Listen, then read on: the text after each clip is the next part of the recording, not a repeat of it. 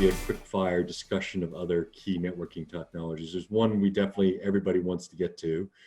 But before we do that, I do want to follow up with you, Bob. In terms of, Mist is, I would assume part of the Mist proposition to your partners and to your customers is this notion of sort of validating the increased efficiency or ROI of AI driven network management, and so making it real as opposed to just a hyped a theoretical possibility. Could you dive into that? I mean, I know you addressed the general issue of AI and the paradigm of network management, but just to go a bit further in where we are we able to improve operational efficiency or operational efficiency and the savings that go along with that? Are we at that point? Yeah, I mean, I will say, as I said before, compared to where I was doing 20 years ago at Aerospace, where we were trying to help guys manage boxes. Yeah. What AI is really letting us do, in combination with kind of what I call unlimited compute and storage, except for my Amazon bill, right? There's no limit to what compute and storage I can bring to bear on a problem now. We're really moving to a paradigm of trying to help our enterprise customers deal with end-to-end user application experience problems, right? And that is really the fundamental paradigm shift. And you're starting to see us turn the customer success model upside down. With AI, for most of us, right, we probably cause our customers more pain with the software bugs we ship. Our customers should not have to send us back a support ticket. We should know exactly when the hardware or software goes wrong inside of their networks. And so that is really where I'm seeing AI is starting to make a difference right now. I would say personally, the best example I've seen where we all know the deep learning and neural network is disrupting a lot of the industries out there in computer vision and stuff. For networking, I've seen like these LSTM neural network models. They're really allowing us to get to anomaly detection with low false positives, where we can actually start finding anomalies inside of networks now without, generating a lot of noise for the IT guy. So that's a specific example where AI deep learning is actually starting to make a difference inside of our networking environment. And, back to the other question is, IT guys do not trust these AI virtual assistants anymore. They trust the new IT guy on their staff. And so that's where the virtual assistant has to basically start providing feedback. Why did it come up with the answer? So I think in terms of the hype reality cycle, we are starting to see AI make it different. We are starting to see, vendors actually use AI inside their customer support models right now, where we can actually basically send a support ticket to the customer before he sends us a support ticket. Okay, thank you for that. All right, so in the notes I got from everybody about the key quick fire type top networking technologies, everyone wanted to talk about 5G.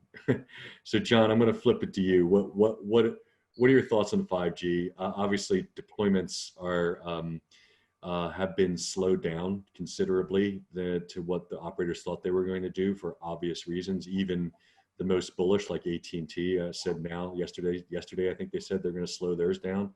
Nevertheless, it's coming. What about the relationship between Wi-Fi and 5G? Just your quick thoughts, and then we'll get those from the others as well, because everyone sort of said they wanted to mention this. Sure, great. Yeah, so you asked about Wi-Fi and 5G. These devices have both. And both Wi-Fi 6 and 5G are based on the same fundamental radios and MAC layer technology, so they're both really, really good.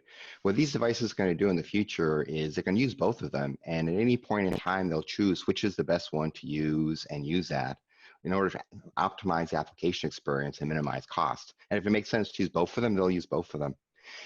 One other thing I should mention is that, as somebody else said here, what people care about is applications, and that means end-to-end performance. And there's one of this maybe on one of these devices on, let's say, a campus network. There's another one, it could be a server in a data center or in the cloud or in somebody's 5G at home. And to get the end-to-end, you need to go across the enterprise network and a service-provider as 5G network. So then you want to actually optimize across that combination. If you just do it in the enterprise network, it won't work. If you just do it in the 5G network, it won't work. You have to do both. Now, in enterprise, we've been doing API-driven orchestration for a while within the network. The good thing about 5G and the 5G core, which is going to come out in 2021, is the 5G core will also have APIs that allow you to do that within an SP's 5G network. So then an enterprise customer can say, hey, for this application, I want this sort of end-to-end network segment with this security, this QoS. And it can do that within its own network, as well as make a request via something we call Unified Domain Controller to its SP, let's say AT&T, Verizon, and so forth, to set up that slice in the SP's network so you can get to the end-to-end. And that's really what's going to give you the great application performance. So that's something which I think is coming in the next few years, and it can have a big impact on enterprise use cases. And the key thing, once again, is we need to do this across all of the networks involved, because anywhere there's a bottleneck, it just ruins the end-to-end experience. Yeah, so I think the other thing that was mentioned there that John mentioned was the bandwidth slicing to give quality of service guarantees. Yeah. He also mentioned the coexistence of 5G and the new Wi-Fi 6 and some of these unlicensed bands. To do that, you actually need 5G to do some things that it hasn't historically done. So things like listen before talk, which Wi-Fi does, things like, transmit power control, which Wi-Fi does. And that allows coexistence of multiple devices in this shared spectrum. And so again, with all of those things, adopting a cloud native architecture for the 5G core and slicing for QoS and being able to have all of these new capabilities and features, it really has to be software defined. So the platforms that we introduce with AI are software defined but hardware accelerated. So all of that control and codecs are running on industry standard platforms. So we could run this, our EGX can run in a UCX platform, for example, which is a server running software that can do all of that. And then we automate it. And so things like IBM with intense-based networking to guarantee at an end-to-end level now. John's raised the whole issue of end-to-end crossing networks. But the infrastructure is there with 5G. And I think that's really critical, is that you'll be able to do that in a way that Wi-Fi will be challenged, because in the 5G world, there isn't the service provider to guarantee those sorts of controls. Mm-hmm. Yeah, okay. I mean, I would maybe chime in. For me, I think the 3GPP world and the IEEE world, it's getting very blurry between 5G and Wi-Fi. If you look at the physical layer, they're all headed to OFDMA. They almost got the same physical layer. About the only difference, the back end's all going IP. If you look at 5G, it's going to Open RAN, distributed Open RAN type of architecture, IP architectures now. The subtle difference is in the MAC layer, right? How we access the spectrum. And what I said is, when you look at the spectrum right now, we can see that the spectrum is really going, we got gigahertz of unlicensed spectrum. We got 150 megahertz of CBRS, 3.5 gigahertz shared spectrum. And then most mobile operators may have 100 to 200 megahertz of licensed spectrum in different theory. So for me, 5G is going to become a very blurry. I think the lines between Wi-Fi and 5G are going to blur together. Yeah. And 5G, I think, is a very broad spectrum topic, right? It's not like release 17 is 5G, millimeter wave. What exactly is 5G now? So for me, at the very 5G means keep me connected to the internet. I really don't care whether it's Wi-Fi, cellular, licensed. I want my mobile operator to keep me connected to the internet as best he can. Yeah, very, very few businesses that we've talked to are really religious about 5G versus Wi-Fi. They reckon they're going to need both, especially like, manufacturers and whatnot. The only ones who are pretty religious about it are Ericsson and Nokia. So, maybe just to just to chime in here. When I think of 5G, I think increased bandwidth, right? And you just mentioned manufacturing.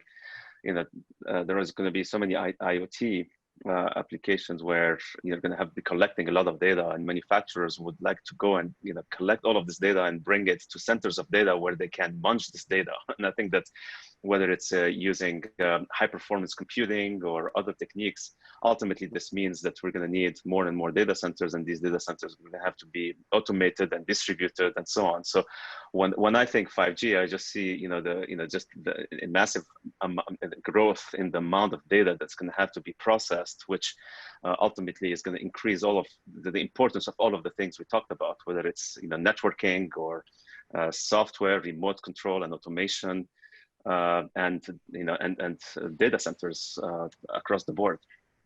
So the one data point I would give you is, like, I've seen several customers now on their SD-WAN backhauls, where they've gone from 2 fixed broadband circuits with a standby cellular circuit to where the cellular's gotten more reliable and low cost enough that they're going with basically 1 broadband circuit and basically an on-demand cellular circuit.